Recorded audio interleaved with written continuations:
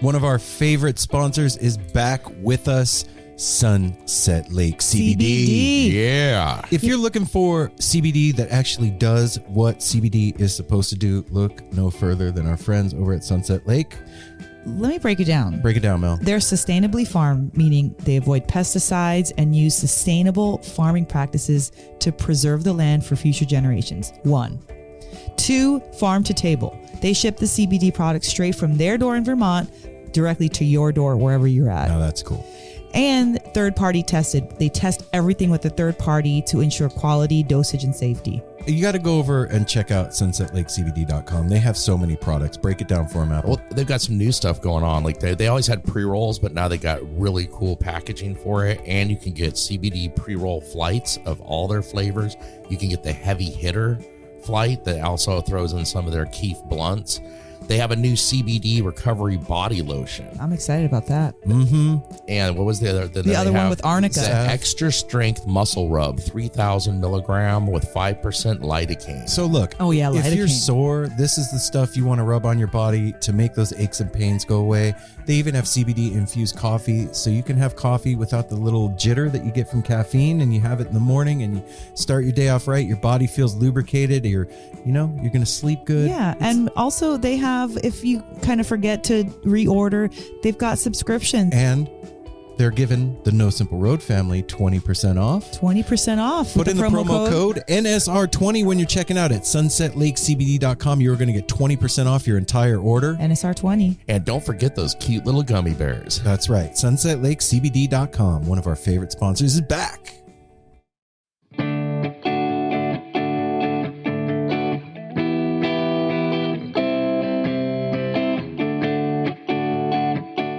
You know, it's the unofficial beginning of summer, and every week we get on here and we do commercials for you guys, and we tell you about our wonderful sponsors, and probably some of you listen to it and maybe some of you don't, and that's cool. I get it. I listen to podcasts too. Like, ads happen and then you just let it happen and go by your head. But we work really hard at No Simple Road to bring on sponsors that we think you would dig and that will bring something cool into your life. And one of those is Fire on the Mountain. If you haven't eaten there, I can tell you about it a million different ways. I could say they have amazing chicken wings, or they have specials every month, or they have vegan options, or they have salads. I could say all that stuff, and maybe it will just go in one ear and out the other, but I really would like to impress upon all of you out there what it means to have the Grateful Dead family creating food for you and creating spaces for you to hang out in that are dope. They get us and they get you. And this place is fucking rad. I don't know how else to say it. I'm trying to say it as plainly as possible here. Like Oh, you said, I think- they make you feel at home. Absolutely. Those places. And I think one thing I was just going to point out yesterday, they did a post that this speaks towards the family, what they're doing. OG customer getting the same order for almost 20 years now. And there's a picture of him smiling at his order like it's the best thing on earth. Yeah. And, rarely do I get DMs from people that holy shit, I went to eat here or there and it was awesome. And I get them from people that have gone to Fire on the Mountain because of the commercials in the show. So here's the deal. Fire on the Mountain is one of our sponsors. We love them, and we took them on because we know that what they're doing is righteous. So go check out Fire on the Mountain. They got 3 locations in Portland, 2 locations in Denver. They have a rad online store where you can get sauces and a bunch of their swag. You can go to portlandwings.com. And make sure to follow them on social media at FOTMPDX and FOTM Denver, because Fire on the Mountain's fucking dope, and we want you to experience dopeness. Go check it out. Well, hello, everybody. Thank Hi, you Apple. for tuning in here. I'm tuned. And we're going to talk to you about another one of our fine sponsors, which has been with us since the beginning and us with them. Shop Tour Bus. Shop Tour Bus always has a lot going on, and this is no exception right now. They are preparing for lots of things. First off, it is down to the wire on ordering those Father's Day gifts. Yeah. They have lots of things available. They are getting the packages. Franny and Ella are packing stuff up, getting ready to get that out to you. And then they have they have a new design coming out, especially for the Boulder run at Folsom Field with Dead and Company coming up. They posted yesterday. It's 1 month from today. They're getting ready to go. They posted a little sneak peek of the back of the shirt, and they say the front is a surprise. And if you're going to be heading to those Dead & Company shows out in Folsom Field, make sure to hit up the pop-up that's going to be happening with Shop Tour Bus. If you're a Grateful Dead fan and you like Grateful Dead music, you're going to be blown away by what our family over at Shop Tour Bus is doing. And the terrapin with the banjo, come on. Yeah. Everyone needs that in their life. And the boxes are dope. You might get a Miracle Grateful Dead bootleg cassette tape in your order, and they're hooking our family up with free shipping. So when you check out at Shop Tour Bus or shoptourbus.com, when you check out, put in the promo code No Simple Road, all one word. No Simple Road. You're going to get free shipping from the family over there. Make sure to say hi. Tell them No Simple Road sent you. If you go out to Folsom Field and you see them at their pop-up, go check it out. shoptourbus.com. Cool ideas are always cool. It's great when you're sitting on the couch or you're out with your friends and you have a dope idea and you're like, you know what would be cool if this, that, or the other thing was a thing, and then you make that a thing. And then what's even cooler is when you get to describe these cool ass things in like a few words. Yeah. Like where live music fans share helpful insider venue reviews and information based on their own experiences. See, you don't even know what we're talking about, but you were like, that sounds cool. Well, what we're talking about is Venue Llama. A couple of heads that we know cooked up this idea. They were like, you know what? When we go to venues, we would like to know what the hell's going on. Like, where's a good place to go eat? How's security? Where's the best seats in the house? What's the bathroom sitch like? Like, am I peeing in a trough or is there stalls? Yeah, you'll even see things like the good places to eat around these venues and what's happening in the area. So this is a place where pro showgoers can quickly review venues and exchange seriously helpful venue intel with one another.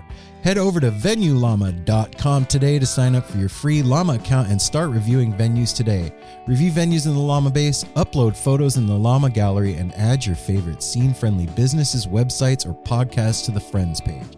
All Llamas registered by July 4th are eligible to win free tickets and Venue Llama gear. Go to venuellama.com and follow them on Instagram at Venue Llama. That's VENUELLAMA. Ideas are cool. This idea is extra cool. Venue Llama.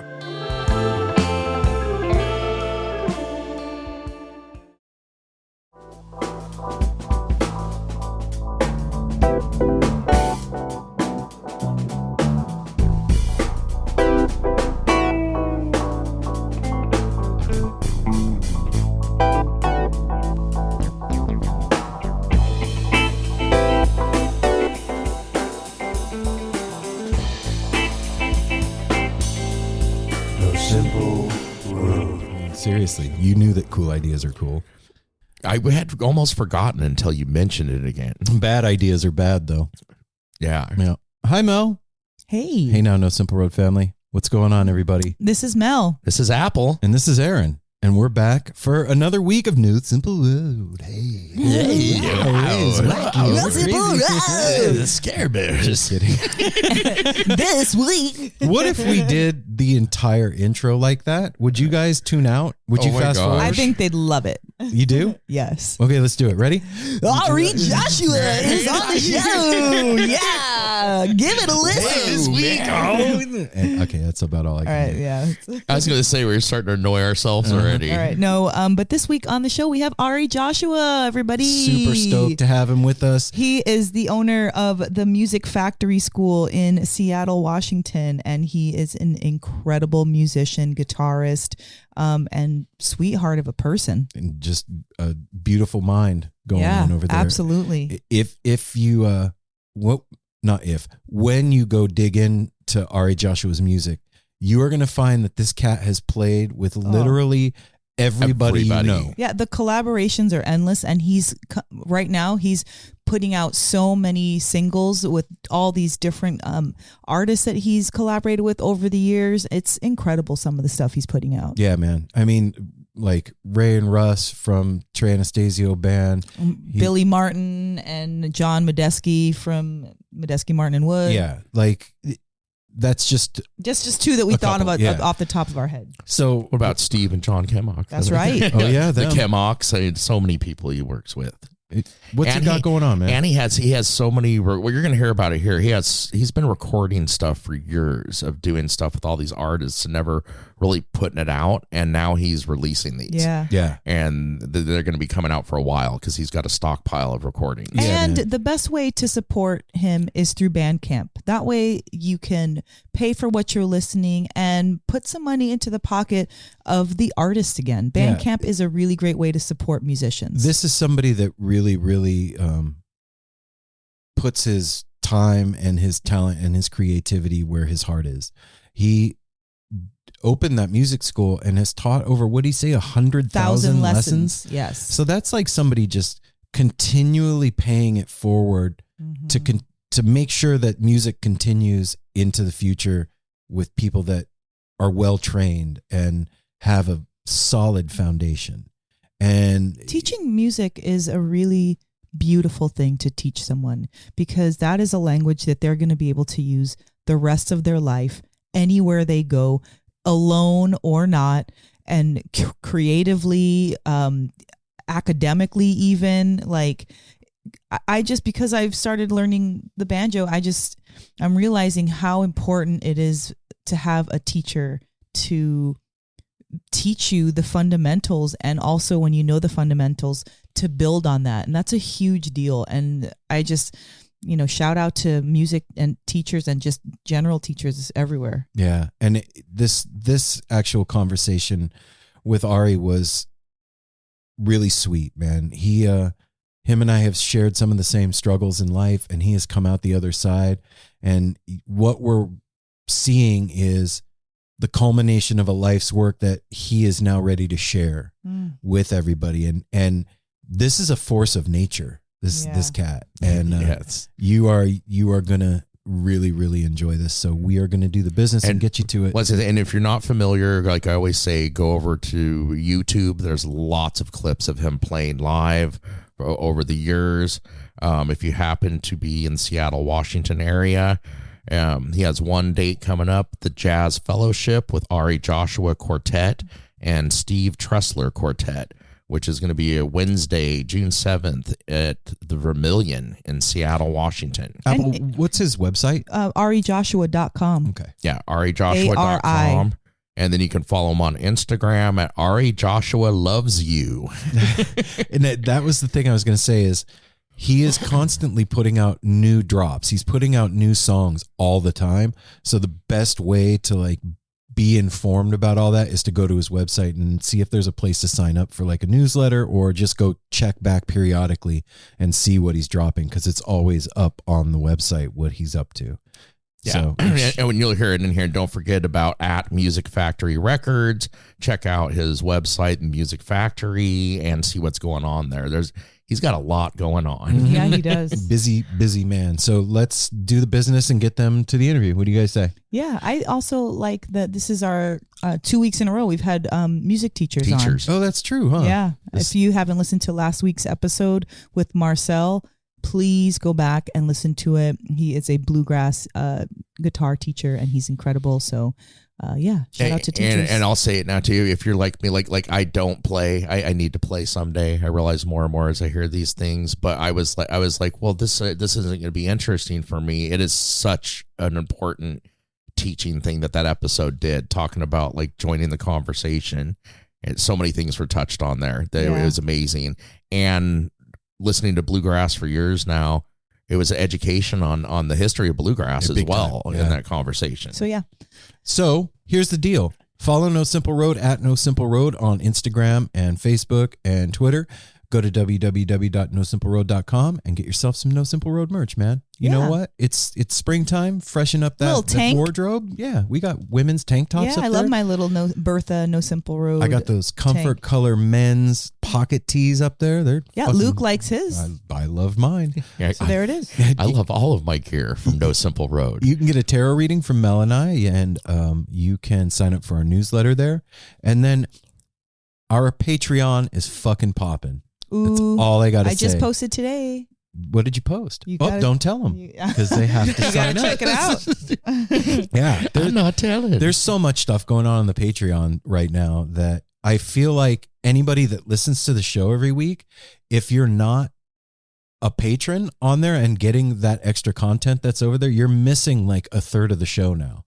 Because there's so much happening with the side roads and the polls and the joke of the week and all the interaction between the community that's going on over there. You're really missing out on a huge part of what this community of getting is. to know the community. Yep. So the way you become part of that is patreon.com/No Simple Road. And look, you can say, if you're like, it's going to cost too much. No, it's not. You can sign up for $1 and then somebody boom. that has been a Patreon member for a year, their total is $14 given to us. That's you don't have to spend a bunch. You can just be part of it for as long as you want and just help us out when you feel it. And I want to say it's the best way to get to know everybody better. We get to know everybody even better through Patreon, and Corey's now, reaching out and doing the side roads with longtime listeners, new listeners. I mean, everybody's included when you get in Patreon. And hey, I want to say a special thank you and shout out to Matthew McDonald from Perpetual Groove, who upped his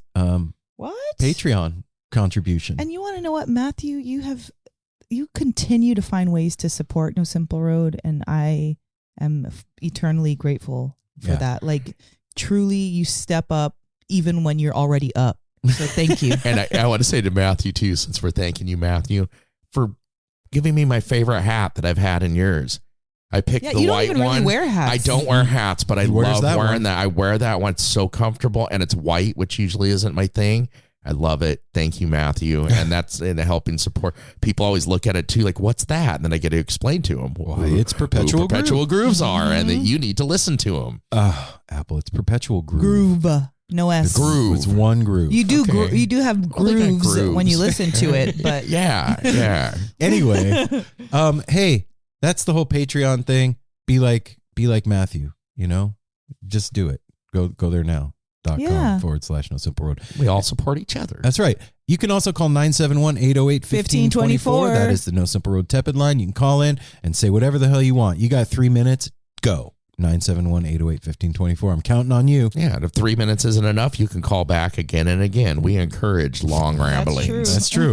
And we get them. Hey, also, if you want to do something really, really cool for No Simple Road, go on whatever podcast player you're listening to us on, mostly Apple Podcasts, and leave us a 5-star review and type a few words in there about the show. Hey, love the show. You guys doing awesome, whatever. Or I eat apples every week and then I listen to No Simple Road. Or like when I walk my dog, I listen to this show. Whatever you want. Go on there, leave a little review, go on your way about your day, and you'll have a little joy in your heart that you did something nice for No Simple Road. And it helps us. And it puts a smile on our face. And then last but not least, tell somebody you love about the show.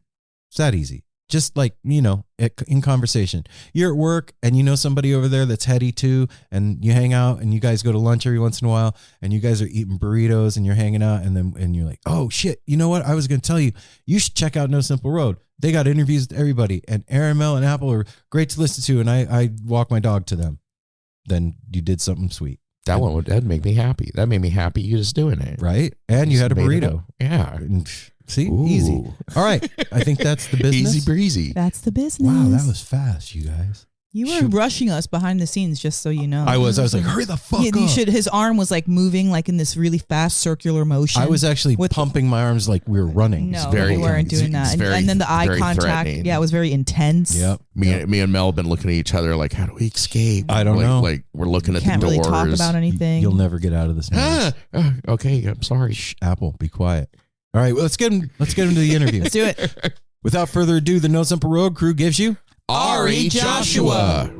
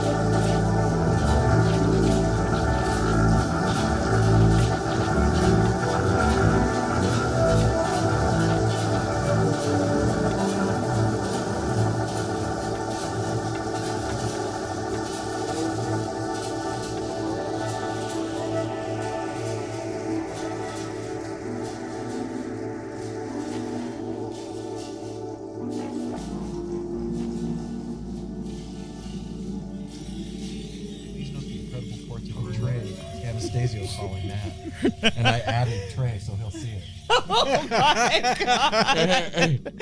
That's not even that cute. He doesn't even have his glasses on. That's great, babe. That is cute. That's the kind of odd thing that could he'll just love. get his attention to be like, well, what are they doing? There we go. Here he is. He's back. Guess who's back in the month? Oh, All right, shit. come on. All right, here we go. Second- Fingers crossed. Drum roll. It's the Music Factory. Ari Joshua. Yeah. Here we go.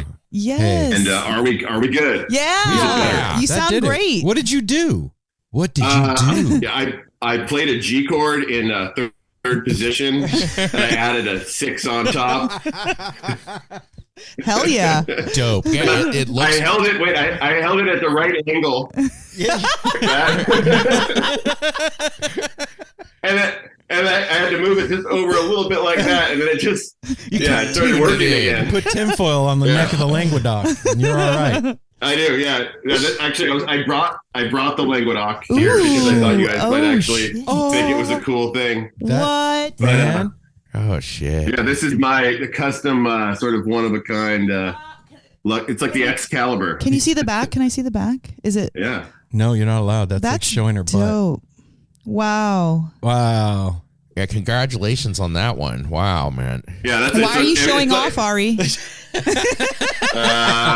said it.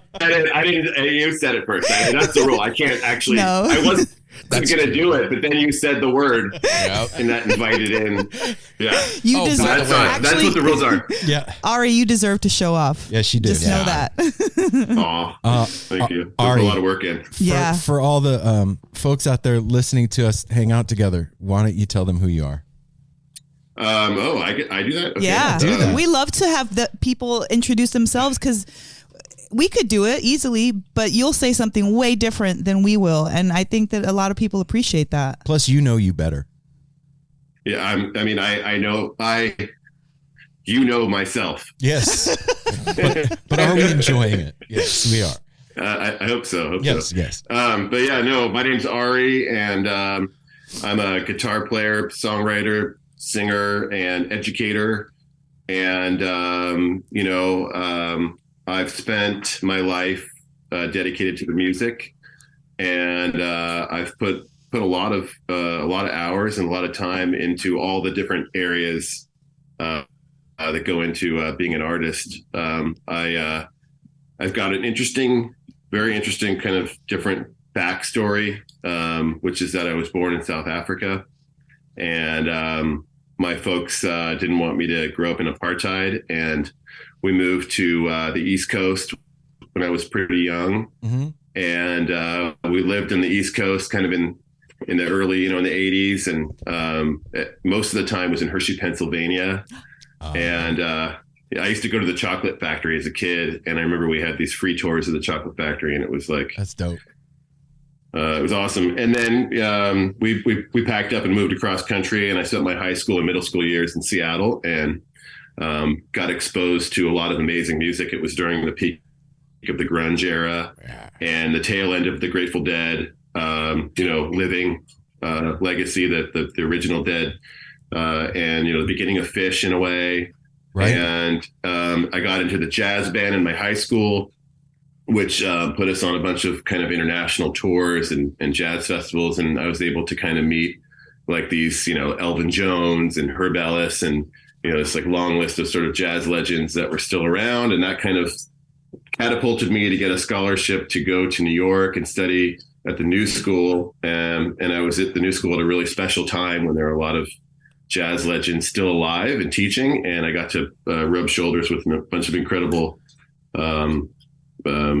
professors and jazz legends. And that was sort of the same time also that I met, after college, met Marco and Joe out there, you guys will be familiar with them. And I did some playing with them. And then after a couple of years of New York, it was just really competitive. And, 9/11 happened. And for various reasons, I just kind of bolted home for what I thought was just going to be a vacation.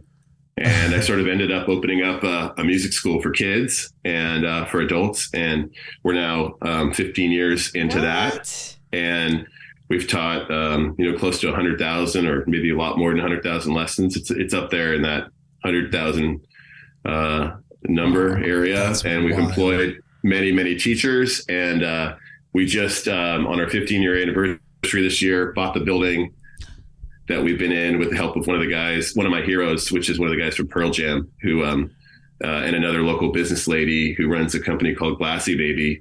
They heard that we were going to have to move or potentially lose our building. And, they saw the impact we were having on the community over time. And now I'm, so there's a business component to what I do. And I'm anxious to kind of get out there and tour and play now, because I feel like I've sort of done all the base of the pyramid work. Yeah. So I've just been releasing a lot of music now. But also, took a while to get there. I had to overcome a lot of fear and a lot of personal obstacles. And so I've got a lot to say, and I'm kind of just here, and I'm honored to be here. Wow, right man. On. See, I wouldn't have said all that. See, it sounds like you laid one hell of a foundation for yourself to be at this point in your life. Like you said, just like releasing more music and doing your thing, getting ready to tour. Like that is like you raised kids, and now they're out of the house, and now you can do whatever you want. That's what it kind of feels like. Yeah, no, totally. It's like we've raised a whole generation of musicians, I hope, and I hope to continue doing that. Whenever I can. You said one thing that they were that they saw the kind of influence it was having on the community. What has that had? What do you mean? How do you see that? I think we live in a world where a lot of times the things that people do that are positive don't go recognized or rewarded. Mm-hmm. A lot of negative behaviors are rewarded in the culture that we're in, and just a lot of behaviors of it's a lot of just whatever looks like it's cool. Everybody's going to do the thing that looks like it's cool. So people like a lot of artists, I'll say, and I can relate, and being like me, do a lot of work. And I think, it was just a really special situation where some very special people have been watching what I've been doing. And it's not like I just did it for 6 months or a year, but 15 years is enough. That I think if you do anything consistently for that long in any kind of community, you're going to, things are going to happen for you, is I guess what I'm saying. Mm-hmm. Absolutely. Yeah. And there's a real thing about music and what it does for people. I mean, obviously we wouldn't be talking right now without that. And your whole life has been based around music, basically. I mean, you started playing when you were 4. Is that right? I didn't really start playing guitar until I was like about 12 or 13. Okay. I had I started like my first present for my first birthday was one of those Fisher-Price record players. Right. Cute. And my grandmother, who's she's with me now kind of thing. You know what I mean? She's like this figure. She lived like on this sort of Cape Town, like on the beach. Like in my mind, it was like the actual southern tip there of Africa, right, but there was actually a more southern tip. Right. But, and I would just go visit her, and it was legendary. And she said my first word was music. I would come over to her house and go to the record player and say mimic. So I always had a really strong connection and understanding, I think, of a lot of the levels that go into the medium. But it wasn't until like I was like 13 that I was able to get my hands on a guitar and start playing. So, I mean, we've listened to your music and it's fucking amazing stuff, man. It's not run of the mill. This is special. And you said something that caught my ear, man. You said fear. Yeah. Fear of what? Like when you're talented like that, don't you know that you're talented like that, Ari? Like you do because you're recording it, right? But where's the fear come in? I think it's all around us all the time. I think it's a powerful force out there, and it takes a lot to wrestle with. And Where does it come from? It comes from all kinds of places, like, but, for one, I think there's a lot. I think, I wonder if, if the Grateful Dead, if those guys were around today, would they even get discovered? Would it even happen? You know what I mean? Who knows? Yeah.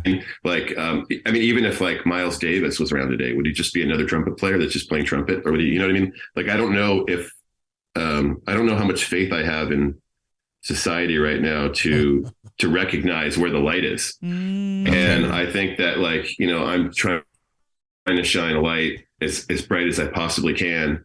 And even with everything I got, there's things that aren't falling into place the way that I really would like them to. And I think that, but there's a paradox there, because as you wrestle with that and try and control that, you kind of create even more of an obstacle sometimes. Yep. And where the actual thing happens is a little bit deeper. And I think that's where you actually have to kind of conquer those fears. There's fears all around, it's sort of like, why should I share my music if it's only going to go to my close family and no one's going to buy it and I won't make any money back on it. Right. That's a fear, Right. There are all kinds of them. So, but, I don't know. It's a long topic. Well, here's the other thing too that you just said. Like, when you're doing something and you have the plan and things aren't going quite the way you expected them to.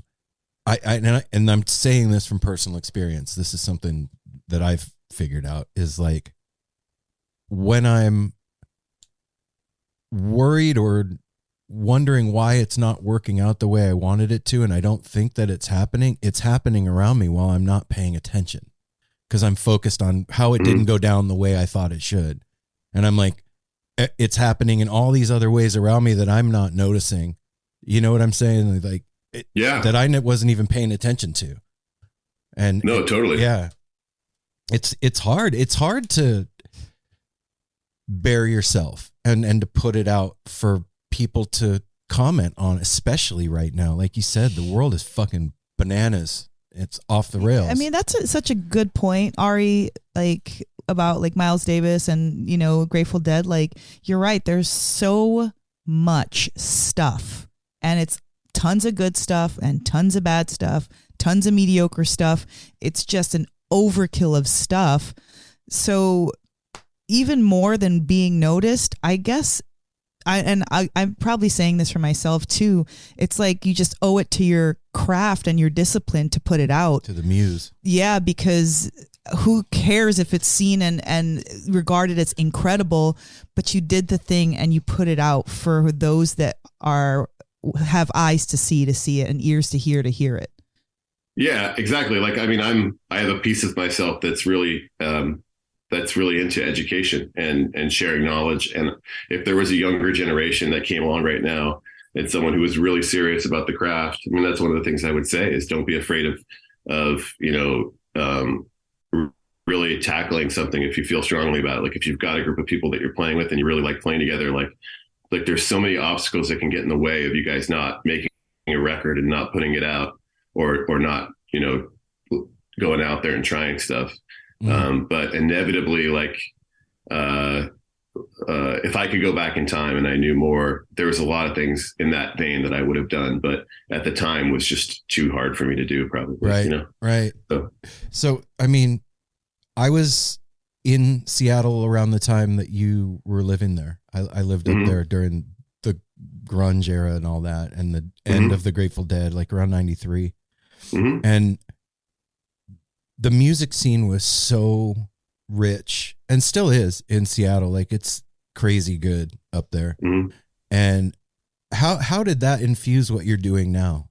Well, I mean, this is something like, I've, and I don't mean this, I don't know how to say this. I'm trying to say this in like sort of a humble possible way, but I've taught, like, in the, like, really like thousands of people now. And I've taught so many people over these years of trying to build the business and teaching, and maybe not even like about the number, but there's people that I taught for like 5 years, or like, met them when they were young and took them up to a certain age. I don't actually teach anymore now. The school kind of runs mostly, but like, it was very rare, way more rare than I ever would imagine to find somebody as passionate about music as I was, you know? And so, and also like, I didn't really find a lot of kids that like had the kind of things that I was able to see either. So like I was able to see, you know, like Stevie Ray Vaughan, and Eric Johnson double bill before I played guitar. You know what I mean? Like my dad took me, I was able to see like, you know, all that stuff. And I saw like, you know, Nirvana, like I saw Kurt Cobain. I went to the Headbangers Ball and like I was second row, Kurt Cobain's right there. And I was able to, in my mind, be like, oh, that's what an angel looks like. You know what I mean? It's like, oh my God, I'm seeing this right now.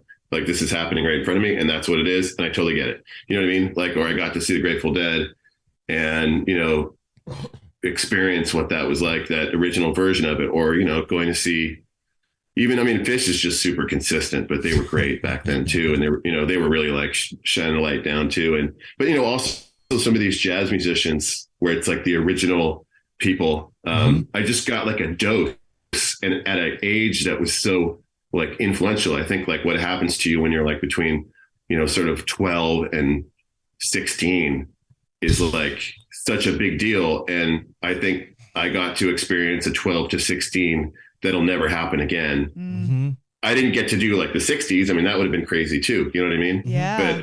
But I got the tail end of sort of like these giants walking the earth and the industry not being, you know, as sort of the way it is now. So I think it was a huge influence. I mean, I don't know if it was necessarily, I mean, I think the Northwest always has like something interesting about it where like you do get these like Jimi Hendrixes and these sort of Kurt Cobains, and yeah, to be here when that was going off was, I mean, it was life changing. Dude. Oh yeah. Yeah. Go ahead, Apple. Well, I was gonna chime in here and say this will end up being a question, but from when we first learned about you, I'd never heard of you until Aaron brought you up when you first booked him a little while ago, and I immediately go to YouTube and I started watching like there's a lot of your music up there with different people, a lot of stuff to take in and everything, and then even this morning I was watching the Hendrix thing you did a couple weeks ago. Up there, but then I'm looking, I'm like, and I'm wondering to myself, I said, there, it's like, why isn't he in a band like touring? He's amazing. But then reading like your pedigree and now hearing what you're saying, I love it, man. It just sounds like you're one of these musicians that you want to do everything. So like focusing on a band, like touring, you would not have all these experiences you now have under your belt, including these recordings, you know, older recordings you're putting out now. And I'm just curious if I'm kind of on point. I mean, you started to music. It sounds like you were very passionate about learning music and worked with certain professors that influenced you to go open the music factory. And I'm just wondering if I'm on point. It just sounds like you want to do so much. It's hard to concentrate on that one singular thing.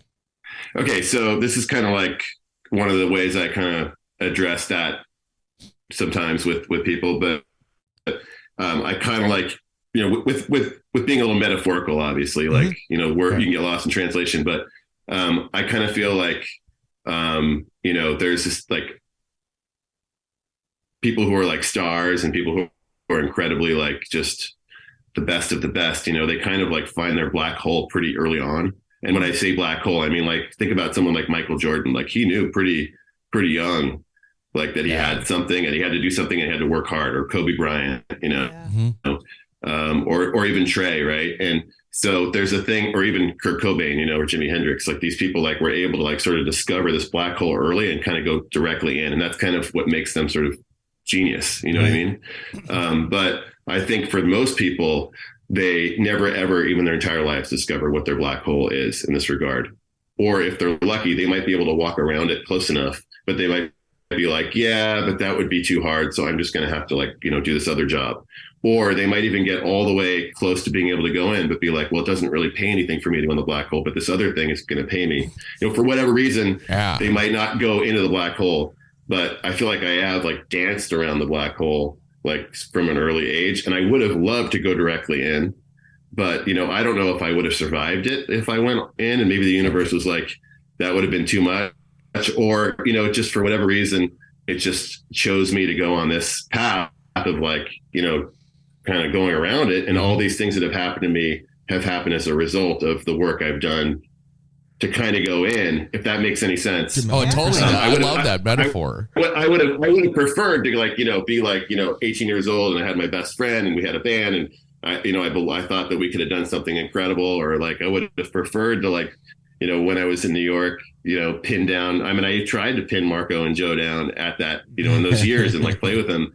And, they were like, well, we're going to do this duo thing. And so I'd go down to Knitting Factory and play with them as much as I could as a duo. But, you can't control a lot of things, and you just kind of have to accept what you have and make the best of it. And that's what I've kind of just been doing, It's led to thousands of separate adventures that you've had with all these different people and musicians. And that's what I was curious about too, is the tracks you're putting out. Like, I didn't even know till today. I hadn't looked because I've been busy with surgery and stuff.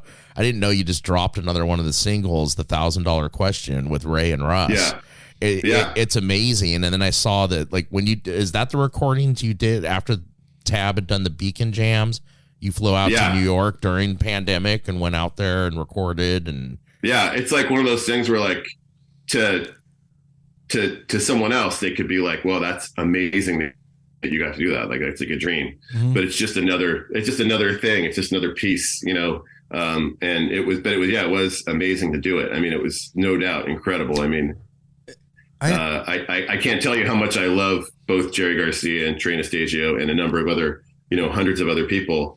And to be able to get close to what they're doing in their black hole in any way possible is always going to be a treat, Well, those black holes have gravity, like to take the once I go in, hopefully, it's like a whole thing. All right, totally. And they're going to pull you right in there. Yeah, I wonder this because this was a misconception that I had with doing this show, and I wonder if you've had this misconception yourself. Is you play with some other amazing musicians like Ray and Russ or Marco or Joe or whatever, and you think like, this is the one that's going to pull me in, this is the one that's going to do it, and then nothing, or it's the same. It just goes to show you how fucking amazing it is. Someone like, like in my case, like I'm blessed to have a mentorship with Stone Gossard from Pearl Jam and sort of like this whole thing that's happening, which is kind of on the DL still, but he said, I could talk about it a bit, Okay, cool. But it just goes to show me like how brilliant someone like him or the guys like Fish, like how just incredible they are as human beings. And, what they're doing is just so incredibly brilliant because it's so hard to keep people together and to navigate all the things that go along with collaborating with people. You would never believe it, but like just to keep a band together for 20 years, 30 years, it's very, very, very rare. And it goes to show just how incredible these people must be, I think. Well, dude, any relationship, think of any relationship, a husband and wife. If you say we've been married for 40 years, people are like, holy shit, congratulations. Fish is in their 40th year right now. That's monumental. Yes. And they all, we all know that they went through all these sort of ups and downs. Right. Right. There's like, they even, sort of called it off for a while and, they don't financially need to keep going in any sense, like but yeah, you want stuff to work out and it doesn't always work out. And there's a lot of lessons to learn too. Like sometimes you learn, maybe I didn't need to push that hard in this way and I would have gotten more back, there's just these lessons and you can only sort of learn them. And, do we know if we're going to if we're learning these lessons and we're going to take them on to the next lifetime or not? Or are we just here to are we just lucky? Is it just the luck of the draw?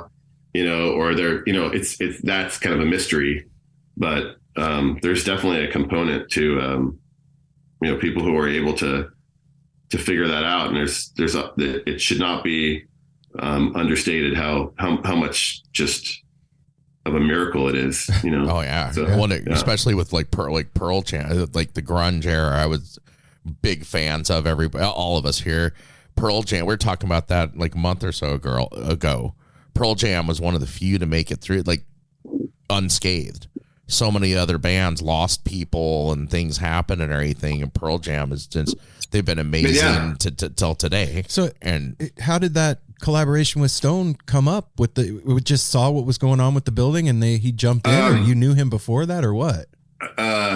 Basically, it's just one of those things where, like, you know, as you kind of like learn how things go, you don't want to like. I think part of the magic is you don't want to like sort of pressure anyone too much. And I think with that relationship, I just like made sure he could have his space, because I know he's a busy guy, you know, right. and that's one side of it. And I just love him so much that, you know, I want to honor him any way I can. But I originally started working with him at least 15 years ago. And I think I was, if I remember it correctly, either he got a hold of this CD I made called Ari Sakadoria, which was me and Kevin Saka, who's the drummer from Pendulum. Uh-huh. And he's like this drum and bass drummer. He's incredible. Everyone should check him out. Anyone who's listening should check out KJ Saka. Okay, and Joe Doria, this incredible organ player that I play with all the time. We had this trio record, and it was actually produced by Michael Shreve. Michael Shreve is Santana's Woodstock drummer. Right. And Shreve actually saw us play our first gig together, and he was like, "This is the band I want to produce," you know.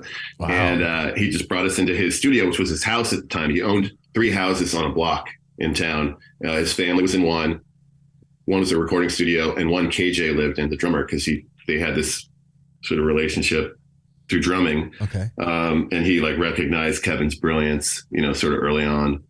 And we made that record, and that was like one of the few records I made from that era, because Michael helped us do it, you know. And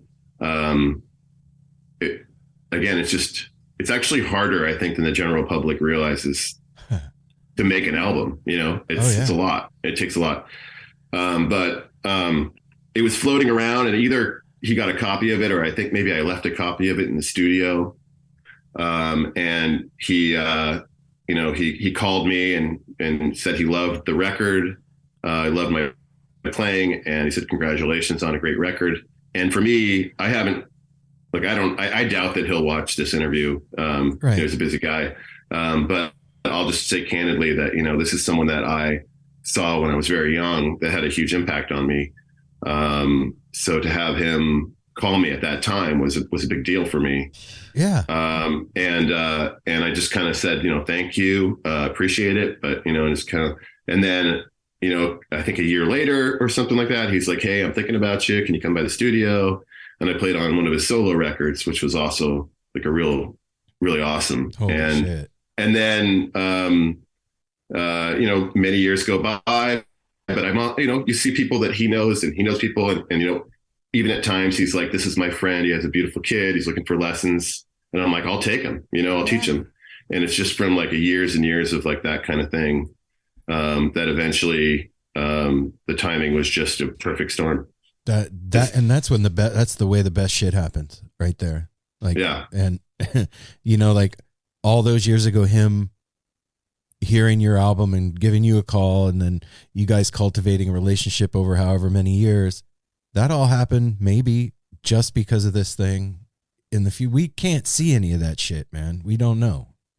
Yeah. But I think that like some people that are, you know, I don't think whether they know it or not, but there's these people that I think are a little bit even more in tuned about how this stuff works. And it just might be possible that he's one of those people that has a very, very deep understanding, even though he couldn't articulate it or explain it to you or teach you without it just being what it is, you know. And I think like sort of, you know, you look at Trey, and he's kind of, I think, one of those guys probably too, that, you know, just sort of like how many coincidences just happen with that guy, you know, like to make everything happen. Like, you know, it's like there's a bit of a science to this kind of success. And I think part of it is, you know, your heart and your soul. So science and I think luck too. I mean, well, yeah, right. Absolutely. You have to be skilled. That's the first thing. So that's right out the gate. And then, the science of like being around people at the right time, and then people recognizing it. Like you said, like so many things have in this world, how do you get recognized with that science, with the luck, and with your group that you want to be in? Well, it's also what you're putting out too. Like Ari said, it's your heart, it's your soul. Like the vibe that you're putting out into the world is resonating and coming back. I mean, yeah, I think everything, without getting too deep, but it is very deep. And this is kind of like the reason why with the study of music, but like all of the cosmic stuff that's going on and all the, even just like look at Tesla, all this stuff is all related to vibration and frequency and music. And there's certain laws in music that as you get deeper and deeper into, they're kind of mind blowing. I think there's ranges to that same frequency that are so low and so high that they're not measurable on the charts. Mm-hmm. And that kind of, those kind of frequencies, there's a lot to learn about them. So you said, like a little bit ago, 15 years, you feel like you've kind of laid that foundation. So now you can go out, but like, what about like 10 years, when you were doing your school for 10 years, that seems like a really good chunk of change to go out and like do it. What was this 15-year mark? Why was this a little bit different or more special or more, for you? Yeah. I mean, I almost feel like I'll have to like, sometimes I feel like I'm gonna have to like there's just so much that's happened in my life, like all the way back to childhood and even like before that, you know what I mean? Like just family and all this. And I think, let's just be honest that people, different people go through different things and have different challenges and there's different reasons why. But I think, the music industry is just incredibly so much more difficult than people realize. Mm. And the way that people reward musicians is just so, unfortunately, it's just this very unfortunate state unless you're very, very, very, very successful. I felt as though in order to make things work, I had to really figure out how to pay for stuff. No one gave me any money. I didn't have any money. Yeah. So I had to build it up, and I felt as though, I tried my best to hit this 27 club, and like when I was 28, I was like, well, okay, let's go for the long lasting, other thing. And there's a lot that kind of weeded it out.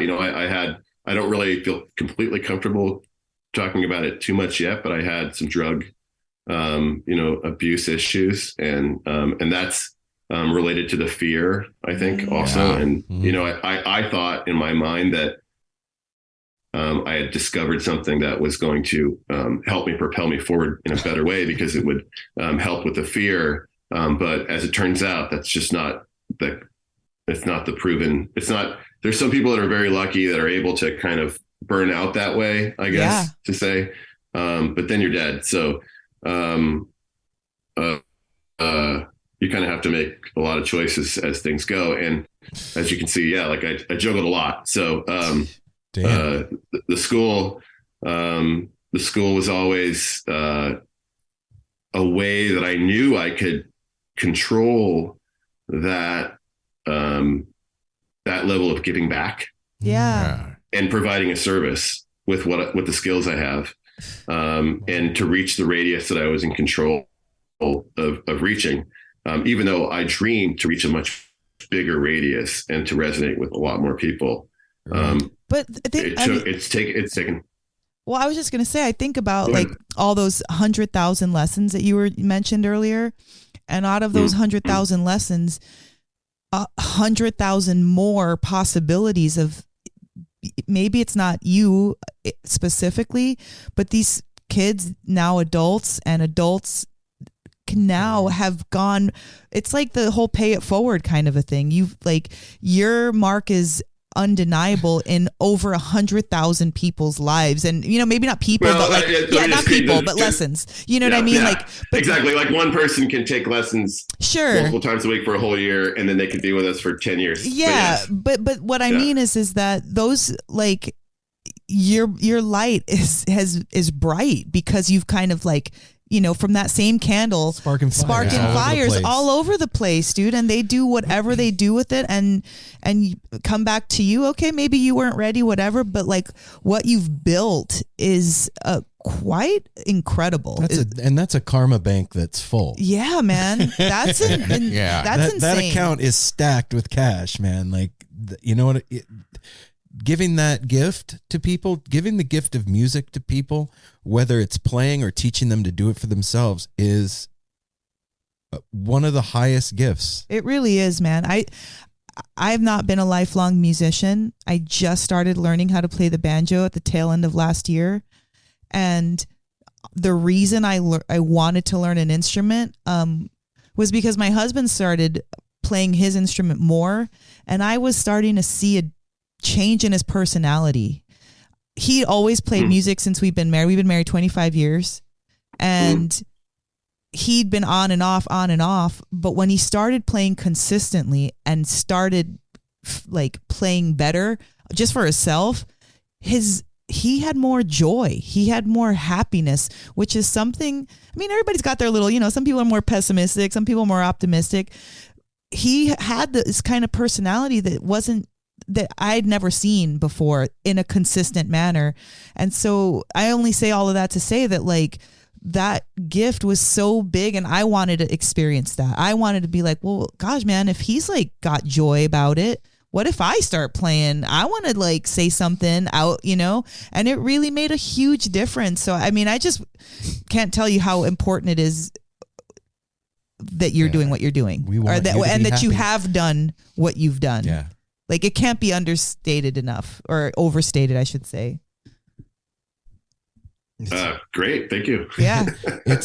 Ari, I want to ask you something. You mentioned family and like, the spiritual side of things, and I saw your grandfather mention. Can you tell me a little bit about him? Yeah, I don't know where you saw that, but I definitely said it in a few places. But yeah, essentially, my grandfather escaped the Holocaust, and his story is very much like, from my understanding of it, it's something that would be in a movie.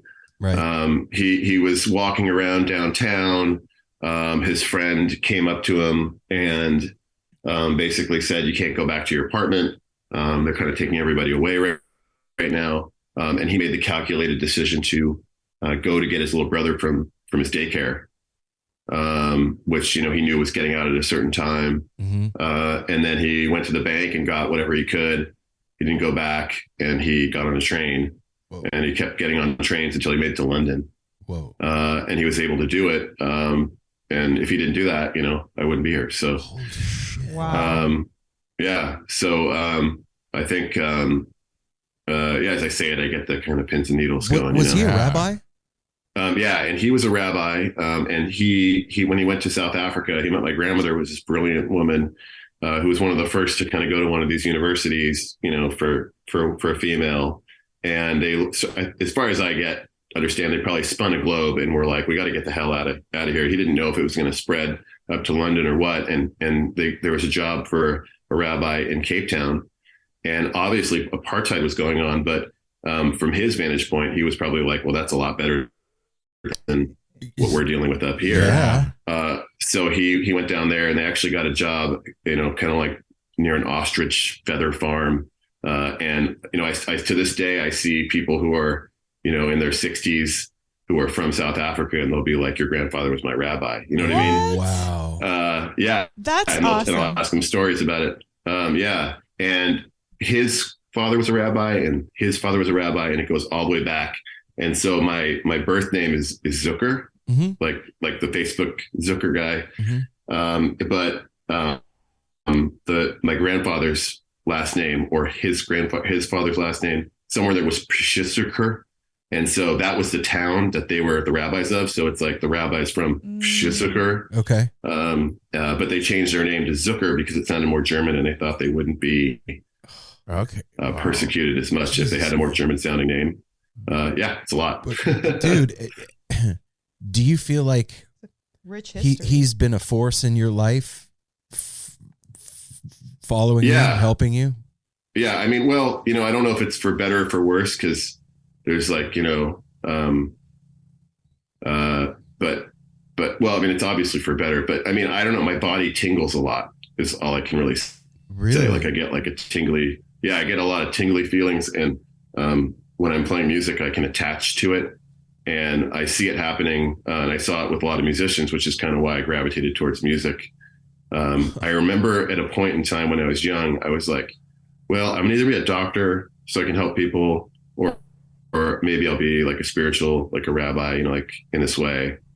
I had those thoughts. And when I saw musicians playing, I just kind of had an understanding of a lot was going on and gravitated towards it. So Wow. What you said about Kurt Cobain, it really resonated with me, man. Like seeing the Dead for the first time,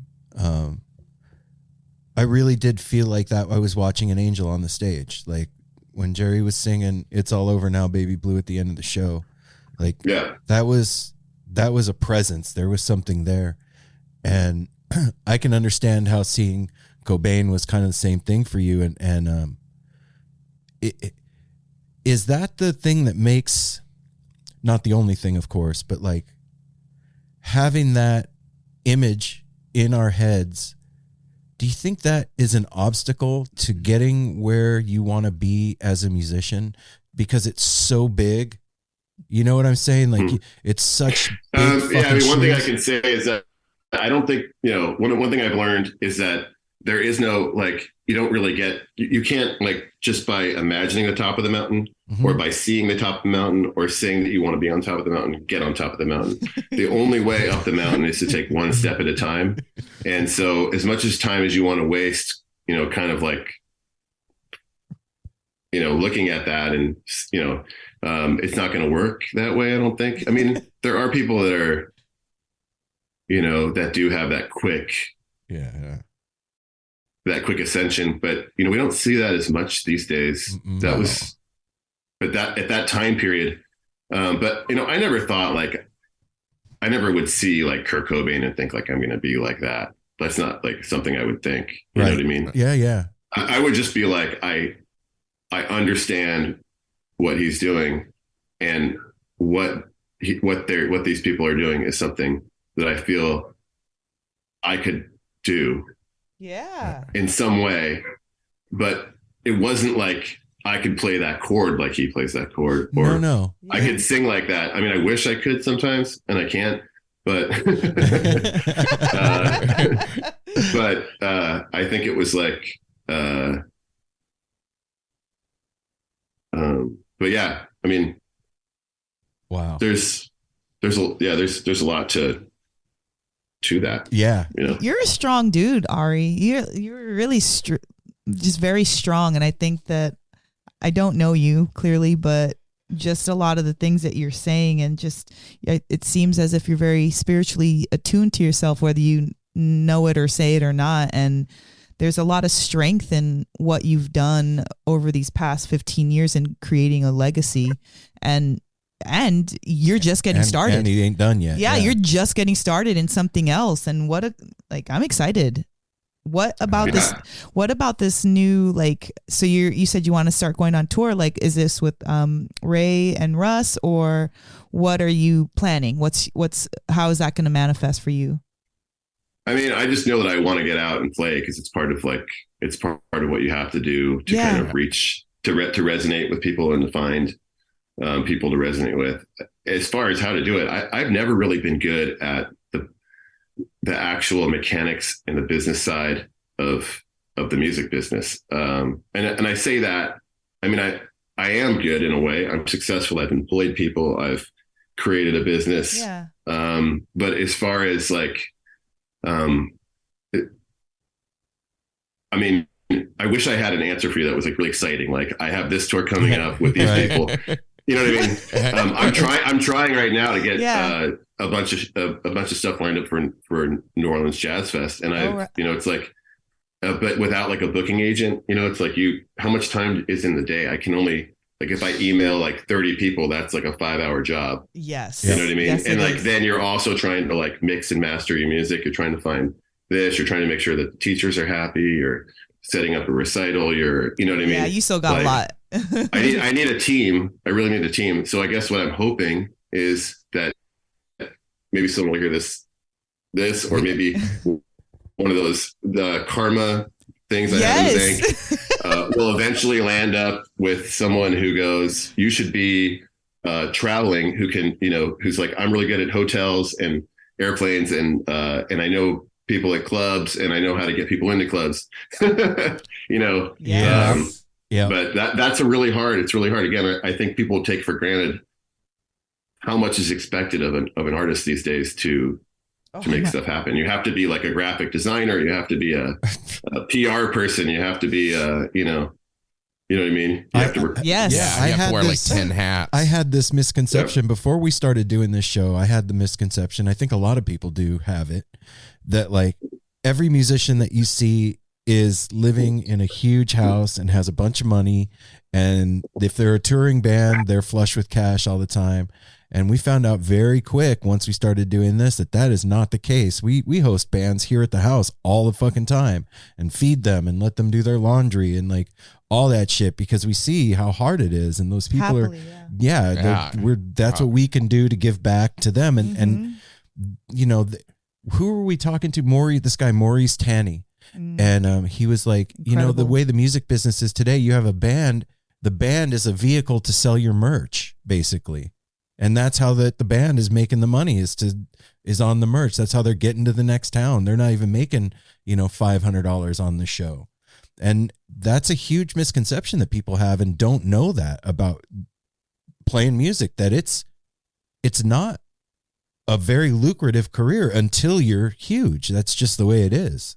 Unless you like somebody like yourself who set for yourself up. Yeah. Mm-hmm. It's hard. Yeah, no, it's really hard. It's a crazy little industry. And I think, one thing is like in most other industries, there's like lobbyists that can go to Congress and make laws. And there should have been music industry lobbyists. And like, I just watched here's like an example. I just watched the documentary on David Geffen, you know what I mean? Geffen Records. Yeah. Have you guys seen that? No. It's fucking amazing. Okay. Like watch that Okay. documentary. Yes. Oh my God. But like, by the end of the documentary, he's like, I was a billionaire in 1990, you know what I mean?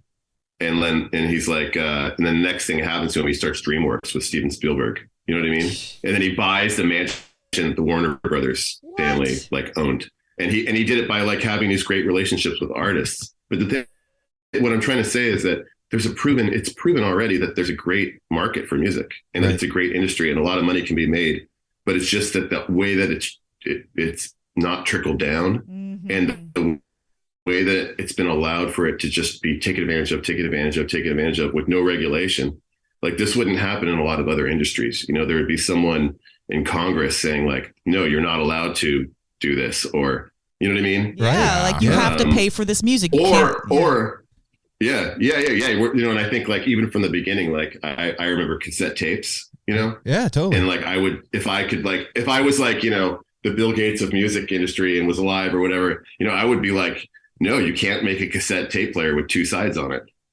That's not cool. You know what I mean? Oh, and then sure. I would be like, CDs. No, you're not allowed. The only people who are allowed to have a CD burner is if you're licensed. Dang. And then like copying files, I would just be like, no, you can't. That's not possible. Why would you allow that? You know You're what I mean? so right. Cause like music is a product. Like it's a product. It's just non-local. And so and it's consumed. Yes, it's consumed, it is. It's absolutely consumed. So we can sit here and listen to music all day for 24 hours and never have to pay anybody for it. I can listen to the entire Beatles catalog today for nothing. Never pay. And you've been like sweating your blood, sweat and tears over your past lifetime trying to make something incredible, and we're just like, oh, skip, next, or a thumbs up on this. And you're right, that I never heard anyone say that before, but you're totally right about that. And here's the thing too, like I didn't know that there was things in place in other countries, like when Apollo Sons came and stayed with us. They're from Canada, and like there's grants that the government is giving them to go on tour. Like, totally. All over Europe, you can just I remember going to Europe when I was in high school to play with the jazz band, and we did like home stays with the musicians, and they're like, yeah, the government's paying for our apartment. Like it's totally, they'll pay for your. I mean, it's just kind of built in. I mean, the thing is, money is not even real, right? Like we discovered that during the pandemic. Oh, yeah. They could just decide to make it and give it wherever they want. Right. So, I mean, they could just decide to make, $2 trillion and take care of artists forever. I mean, it's a lot easier. It's a lot harder to say it than that, but it's basically like almost that simple. If everybody in America, this was like, I'm fed up with the way that we're treating our artists. This is not right. This is just not ethically correct. We need to fix this. And went all the way up the chain and voted on it. Musicians might be all right. I'm cool with that if we put podcasters in there with them. Podcast, yeah, totally. Throw them in there. Yeah. Well, I think a third one too bill. would be teachers, because you do the teaching thing. Teachers are the ones that they always get screwed over too, man. Like, come on. Yeah. And just add music teacher in there. It's like double insult to injury. And Ari, so you're just dropping singles like every so often right now? Is that what's going on? Yeah, basically, again, the amount of time that it takes and money, and this is fine if you have like a wealthy family, or you have like some access to money and you can just do this, then that's great. But for me, the amount of energy and time that goes into I have to like spend, at least like 5 to 10 hours on something, mixing it to get it to sound like that. I think it's good enough. Right. And that has to be done in a studio with someone who's an engineer, and that engineer needs to be getting paid, between $50 and $100 an hour. Right. Dang. And the studio to record costs a certain amount of money, and just to get to the studio costs a certain amount of money. So you end up with like, each song is like maybe $2,000, you know what I mean? Okay. So, and you want artwork, you know what I mean? Yeah. So an album's a lot, so then you in today's day and age, and it might be different now, but from my experiences, if I make an album, I only have that push to share that album, and it's only cool for like a week or two. Right. And then it's just in the free pile. You know what I mean? What the fuck? You're not wrong though, Ari. You're not wrong at all. That's insane. Yeah. So why would I? Yeah. I mean, like I've already basically like done everything that you could. I've learned about all the things about the industry that aren't working at this point. You know what I mean? Totally. And I reversed engineered it all the way down to like, at least if I'm like sharing what I love with one person at a time, I can get some kind of reciprocity or that's it, absolutely. But so I mean, right now it's like I can't get an album out because I have like 300 original songs recorded. Shit. Again, it's like a plea. Like I need if there's a team out there, if there's people out there that want to help me, like email me or whatever. But I mean, I'll pay like, hourly rate or whatever. But, I have like 300 songs that I've recorded, and like a lot of them are with, and at this point, like, some are Benevento, just in the can, Russo from back in the day, got Medeski tracks. I got more tracks from Vermont. And then there's like all these jazz recordings with people's names you wouldn't know, you know what I mean? Yeah. And there's all these songs I've written. So like, they're kind of like in the can, and as I pull them up, and the way I've never been someone who can just say, I'm going to do this one task until it's done. I'm more like, I'm like, look, a little bit more. Yeah. I'm like a hard drive. Like it's like all the data's in there and it's spinning and it's capable of doing sort of all this stuff, but it can only have one screen on at a time. You and me are the same. You know what I mean? Yep. You and I are the same like that. Yeah. Man. So like the screen comes on, and it's like, I'll pick away at that song, and that's like 3 hours. And then like, let's do another song. And so by the time a song's ready, that's kind of what the pace I'm at. So it's like just getting these singles, but at the same time, like every time I put a single out, I also like learn a little bit more about how the industry works. Right. Because like, here I am talking to you. I wanted to talk to you guys like 10 years ago, or like 5 years ago, whatever, you know what I mean? Yeah. Right. And so finally this time around, I'm like, at some point I sent you a message, and, or whatever, you know what I mean? Yeah. And it's like, oh yeah, I know. And it's like, and I'm sure you get people sending messages and you're like, you're not cool enough to be on the show yet. Like we're kind of busy. We're booked up. Right. Rarely. Well, the only reason we do that now is because we have such a backlog of stuff. We have like 9 episodes in the can right now. And that's like, yeah, exactly. And if somebody's like, we're on tour right now and we need to promote it immediately, I'm like, but other than that, no, I've kind of tried to make it a policy with what we do. I think I've only said no a couple of times since we've been doing this. Well, that's beautiful. Yeah, man. Yeah. Like, I think that everything has value in a lot of ways. If somebody's just full of shit, I mean, that's one thing. I'm not talking about that, but like, the thing is that what we try to, at least from my perspective, what we try to highlight is the person. Secondarily, it's their craft. Like, we want everybody out here to know who Ari is and how dope he is and what he's done in his life. And then it's going to make you want to listen to his music. But sometimes the music, you know, it speaks for itself and we don't really need to promote it. We just want the people that have made it on to hear their story. You know what I mean? So absolutely. That's awesome. Yeah. But like, it's really the person, because what we found out through doing this is that it's one thing to go buy tickets to a show and see somebody awesome and enjoy it. And then you go home.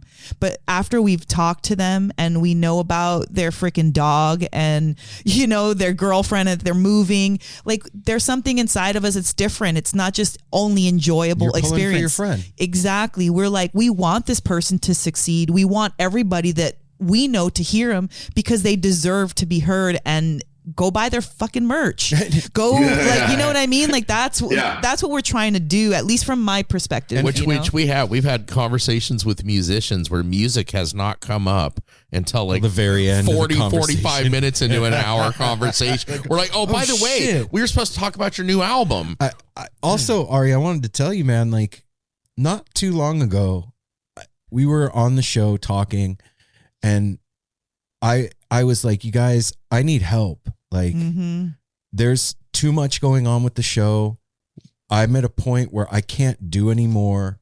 And if No Simple Road is going to grow, I need help from the community. Yeah, you get to that point, you know? And I'm going to tell you something, man. It happened. We had a listener reach out and step up, and he's producing the show now. I have another guy that reached out and that we're friends with that, like, hey, man, I'll start doing video editing for you guys. So I just put it out there. Yeah, your petition is not on deaf ears. This group of people that listens to this show are can-do motherfuckers. So I've seen it firsthand. So hopefully you get some response to that, because you deserve it, brother. You know, the other thing is, I appreciate that. Thank you. Yeah. And the other thing is, there's nothing more cool than like finding people who you can work with something like as a team, you know, like, and that you're, you know, that's like the coolest thing. It's so fun. It's like the coolest thing. Yeah. It really is the coolest thing. We were talking about it just yesterday, and I was like, you know, our friend Bobby, he's going to be doing, you know, producing these video clips, and he's going to be taking over the YouTube channel and da-da-da. And I was like, I don't know why I never thought of this, but like the No Simple Road family, we should be the content creators, like all of us together doing this thing, putting out cool shit into the world. Like, it shouldn't just be us by ourselves. It's the community doing it. Well, you start out like that, and then it grows, you know?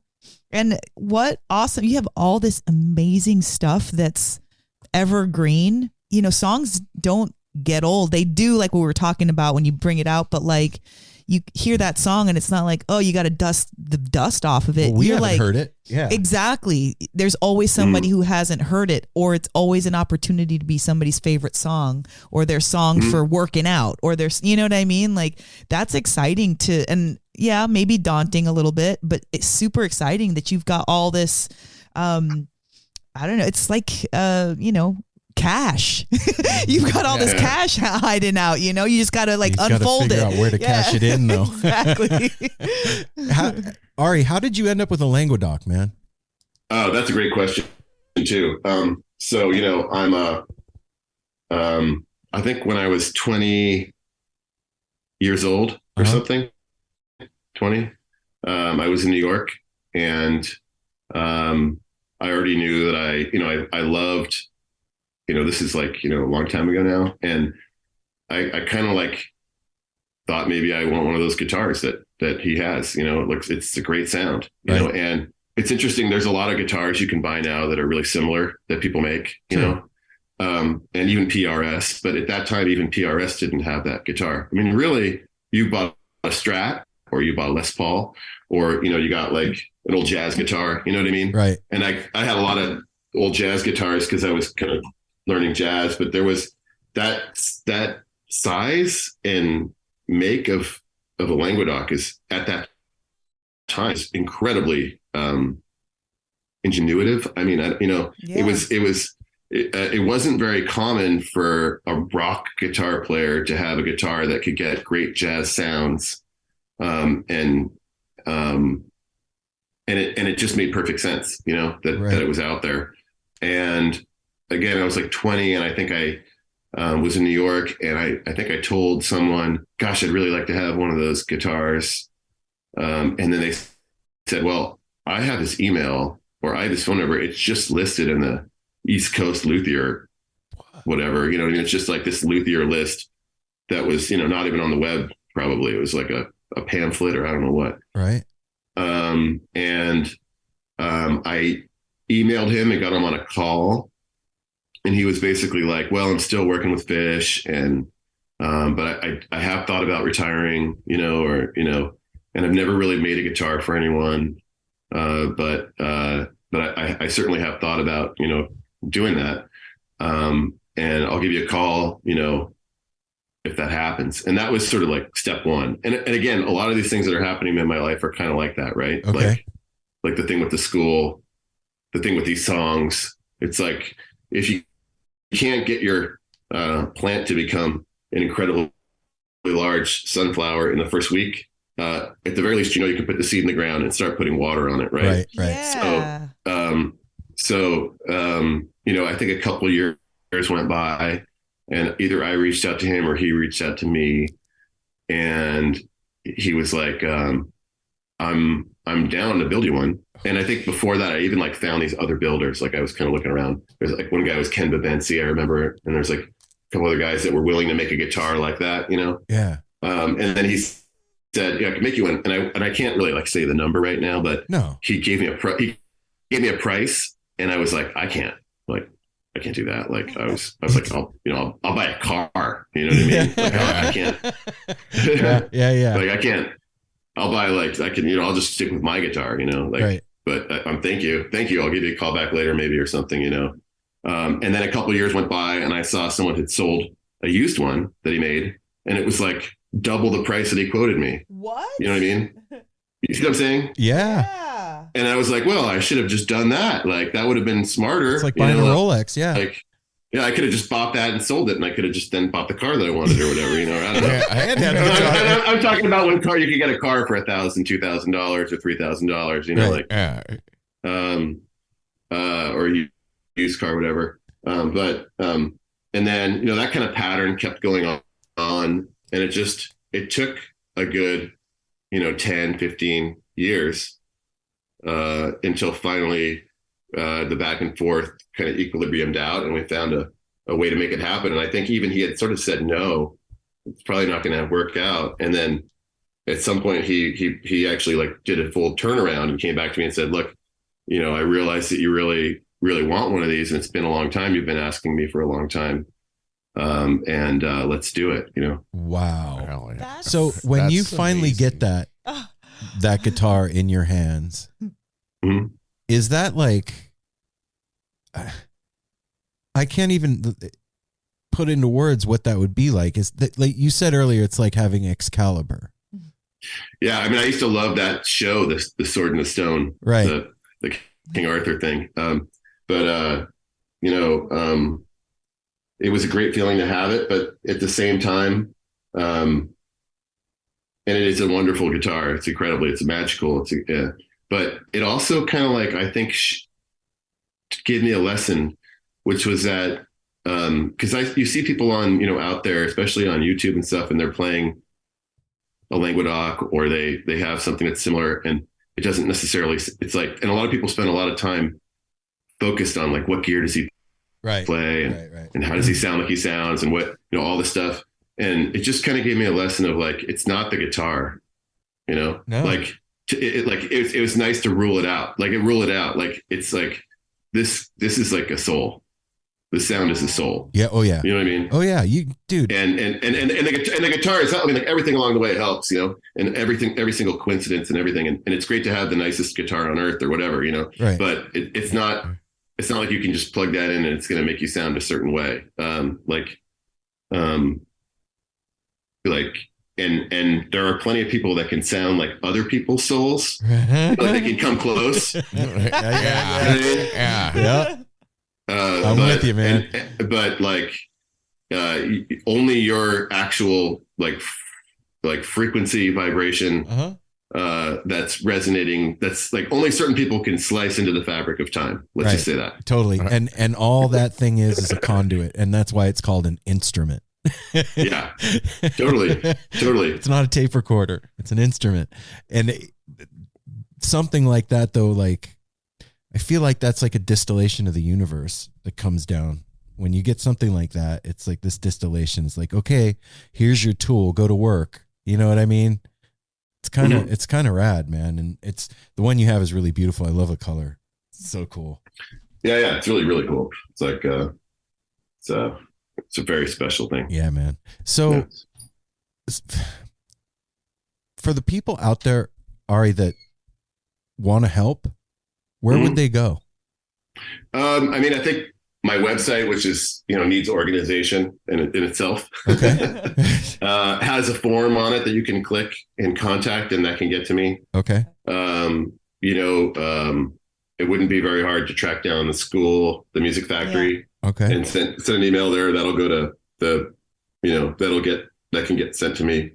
I think any of the social media avenues nowadays, you can surprisingly access a lot of people. And if somebody wanted to help, I'd love to talk to them, and they can reach out there. Okay. All right. I think the other thing is, it's like, I think also in general, just listening is helping. Like if somebody like resonates with what I'm saying, just going and listening, or like sharing it, or making a post saying, hey, I saw this guy on the show and I liked what he had to say and I listened to his music. That would be like, because I think essentially what we're talking about is a human spirit, like having a feeling. And then the human spirit has a feeling. And then when that feeling resonates with another human spirit, it causes like similar to like a feedback loop. Yep. And so really all I want to do is just figure out how to connect with the people that want to be a part of that, and I think there's a lot of people that want to be a part of that, but I think the sort of world we live in makes it tricky to kind of navigate how to do that whole thing. So yeah, man. And you know what? I think that having conversations like the one we had today is important for figuring that out and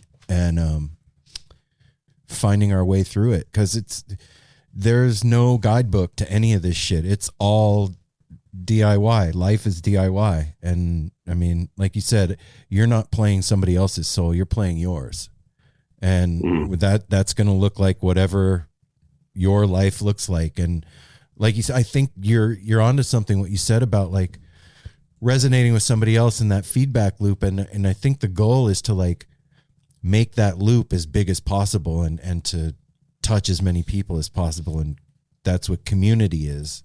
Well, it's one gigantic atom working together. I feel like, and this isn't a question, but I just feel like as fans of music and of something that you believe in, this day and age right now specifically, it's more important than ever to talk about that and not just ingest it for yourself. We have this great conversation. If nobody ever hears it, that sucks, because it could totally spark a fire in somebody. You know what I mean? And the biggest thing for a podcast, a song, a concert, a artist is to tell somebody about it and just be like, listen to this dope shit. Watch this amazing, like you just said, I have it down here, that Geffen Records documentary. I'm definitely going to check that out. We need to do that for each other, because one, it doesn't cost anything to tell somebody that something was awesome. And two, it could change your life. Yep. It could change the life of the artist that is being, somebody's telling them, and then next thing you know, somebody's hitting you up, So I just want to remind that, because we say that all the time about the show. Like, if you want to do something for us, it doesn't cost anything. tell somebody tell a friend, tell your mom, tell anybody that you love this show. And so I'm just throwing it out there to all of the people that are listening. And hey, Ari, for real, man, like if there's anything that we can do, just say the word, man. Yeah. Like, for real. If there's anything we can do, like, I don't know, I do graphic design, I do all kinds of shit. And if you need help, man, let me know. We're here. Also, you're our neighbor. I mean, yeah, man, we're in you're Portland. right up in Seattle. We're in Portland. So if you ever make it down here, hit us up. We'd love to break bread and hang out. And yeah, man, I'd love to get down there. I'd like to kind of. Yeah, I mean, I should be down there like once a month. Yeah, you should. Yeah. I mean, oh, dude, what? How about a house show? Would you be down to do that? Yeah, I'll do a house show. Hell yeah. Yeah. All right, when we're done with this, we'll get that scheduled. We'll cook that something would up, be man. dope. Yeah. We've got a super cool spot for that. Yeah. and That'd be super awesome. cool Yeah. friends. Super Yeah, cool man. community around Right it. on. All right. That'd be awesome. Right on, Yeah, Ari. let's do it. I'm so fucking glad we met, man. Yeah, me right too, on, brother. Ari. Right on. Yeah, for sure. Thanks for sharing your stories too, man. I know like some of it can be still spiky. Thank you for sharing any of it. We appreciate that. And just know that you're in good company, by the way. Apple and I have had our struggles too. Yeah, so. we did dumb things like that fantasy of the 27 club. Like, I'm just gonna go off the Guess I'm playing the long game 52. now. Long game, long game's a whole lot funner. Ouch. You know, once you figure that shit out. As it turns out, there's just so much more that we don't know. Yeah, no shit. And it's to learn about. hell of a ride, man. And I'm looking. Well, I know we all are. We're looking very forward to more releases. I was so excited today. I'm gonna have to go listen to it again because I only got one listen of the $1,000 question one. There's going to be a lot of music. That's all I got to say. There's a lot of music. It sounds like that's going to come. And like I said, like each time I do stuff, it's not just sharing that song but it's actually learning a little bit more. Like it's just another loop around learning a little bit more about how things work, talking to more people. And then every time I tell the story a little bit more, I'll probably get a little bit better at, what to say and like be able to share other parts of it. And, like we're here, we're alive. It's so much more amazing than we really can fathom that we're all here and we're even doing this. Oh, and so, I think, that's pretty darn cool. Fuck yeah, man. Yeah. I'm with you, brother. All right. We'll stay in touch and we'll get something on the books. Okay. Dang. Sounds great. I'm excited about that, Ari. Have a wonderful night, man. Have a good Sunday, man. We'll talk to you soon. Thanks, Cool. Ari. All right. Later. Peace. That's a deep thinking cat right there. Yeah. You can see the wheels turning. Now talking to him, well, like even in that first like 15 minutes, it started clicking because we were wondering earlier. It's like, why isn't a dude that's this good like in a band out there touring? He nailed several of the things that me and Aaron. I was like, a lot of people aren't made for the road, and they realize that. And he even said he's lucky. He's like that. I maybe could have done that, but I may not be around anymore. Well, and that's somebody that's like, despite whatever struggles he had in life, he's self-aware enough to know that wasn't a good idea. That wasn't his road. Yeah, like I didn't have that kind of. I loved his analogy of the black hole too. Yeah. That was really cool. Black hole dance. Yeah. You know what, Ari? Thank you. If you listen to the end of this, thank you for reaching out. Number one, that was rad. Yep. Number two, thank you for making sure that we got to do this. And thank you for just even mildly sharing that you have issues overcoming personal fears, because I know about making art and not sharing it. I know all about that. And so I just want to say thank you for just acknowledging it with your voice. I appreciate this interview a lot. Thank you. Yeah. And thank you for being just he's like a champion of music. Yeah. Like to appreciate how much knowledge he got from, learning under professors that aren't around anymore in jazz, to starting his own school. Like you said, Mel, like it's like totally paying it forward. Yeah. There's like he got all that and he's passing that on now to all these other people. Dude, I can't express enough, like when people get sprung on something like, oh man, this freaking bread is the best bread. And they're like telling everybody about it. I feel like that, like Cody, like about music, like it makes you happy in some kind of a way that nothing else can. Not sex, not drugs, and I'm not saying that. That's why those three go together. Well, yeah, like Sex, drugs, exactly. They're all separate entities. Like music is really like, and I mean playing it, not only listening to it, but playing it, learning. When you're something you can play out of your own fingers or mouth or whatever, there's just not a substitute for that. Mm-mm. So teaching is of the gods. Yeah. And look, man, we've all had our struggles. Every person on this planet. Yeah. And if you're listening to this and you go and you do research on Ari Joshua, you're going to see that he's played with every fucking person that you love. On the planet. And so those people aren't playing with Ari because he sucks. Those people are playing with Ari because he's a nerd and just keeps bothering him or something. No, they're playing with him because those people that have that thing that we all love see that in him Absolutely. and want to share that gift with him and create with him. So it's simple math that what comes out of that is going to be dope as shit. So you should all be checking out what he's up to because it's this is one where I heavily, like I always do, encourage looking on YouTube. There's a rabbit hole to go down of a lot of his performances with different people. And if you want to be dope, go to Bandcamp and pay for it. $3.33. Come on. Not is even that what it costs? $333? Well, it was $3.33. Really? Yeah. Okay. All right. And here's the other thing. There's a couple of you out there, and I'm not going to mention any names, but there's a couple of you out there that have mentioned to me in the past that they're like, I would really love to get into managing bands, man. I think I'd be really good at that. I just don't know how to break in. I'd love to get into producing. That'd be really cool. There you go. Here is the most legit form of musicianship that we could ever put out to you. And if your heart feels moved, then let it move you to do something. If you felt the spirit in today's No Simple Road episode. If you felt if you felt the tingles that Ari feels when he plays, when he was talking, call him up. Yeah, man. Write an email. For real. That's like somebody that's giving back and giving back and giving back, asking for something. Yeah. That's as vulnerable as it can be. That's pretty heavy, man. Yeah. And so, and I'm not going to mention any names, but those two that I'm thinking of, now's your chance. So. Only two? There's way more than two. Well, no, there's two people that I have. And it speaks to like him speaking about stuff. Look at the help he got with the music factory. He now owns the building. Yep.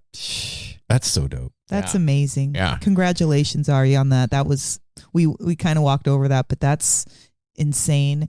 And you're helping your hometown, man. And that's Stone dope. Gossard wanted to help. Yeah. Yeah. Somebody that saw what it's doing for the community in Seattle and is part of that community. That's precious. Let's give Apples back end a rest here for a minute. Yeah. Get back to the mics. We will be back on Monday with another episode of the No Simple Road Weekly Rewind, brought to you in collaboration with the Edible Beats. The Edible Beats. Out of Denver, Colorado. They are changing the way that you relate to your food through community, love, intention, and love. I already said that, but I'm going to say it again. Double love. Double say love. It Ain't nothing wrong with double love. So until then, what you need to do, or what you should do, What you can do.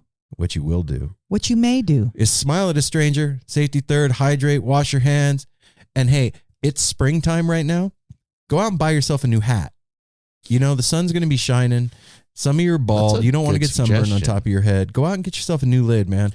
Because Bucket hats are all the flair. Yeah. Are they? Hell yeah. Especially a fluff head one. Fluff. Oh, that's long straight. That's all the range. Okay. The range. The range. All the range? All the range. The rage. Okay. Get yourself a fluff head bucket hat. And safety third. Okay. Bye-bye. Love you. Bye. Don't forget that salad. Springtime.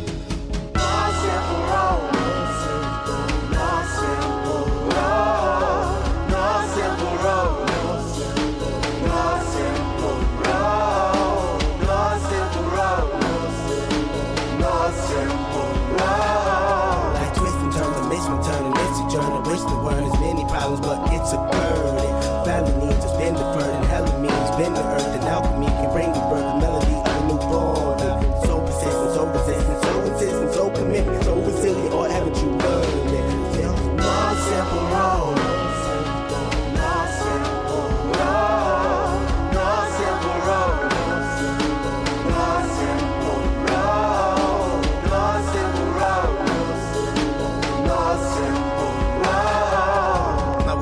Shattered as I focus through the spot in the corner that is still intact. The react is both a defense mechanism as well as a fear. We've traveled this road before, so we may think, but it's a tad bit of strange similarities that feed an A equal A complex. The fears of your past do not equal the perplexities of the current road.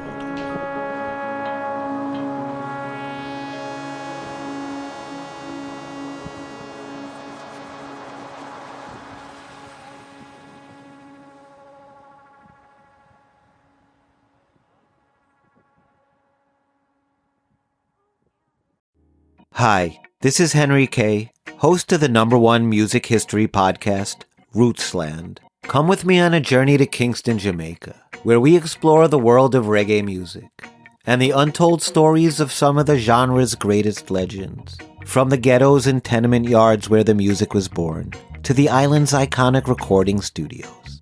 We are so excited to team up with Osiris Media, the leading storyteller in music, because as you'll hear, sometimes the story is the best song.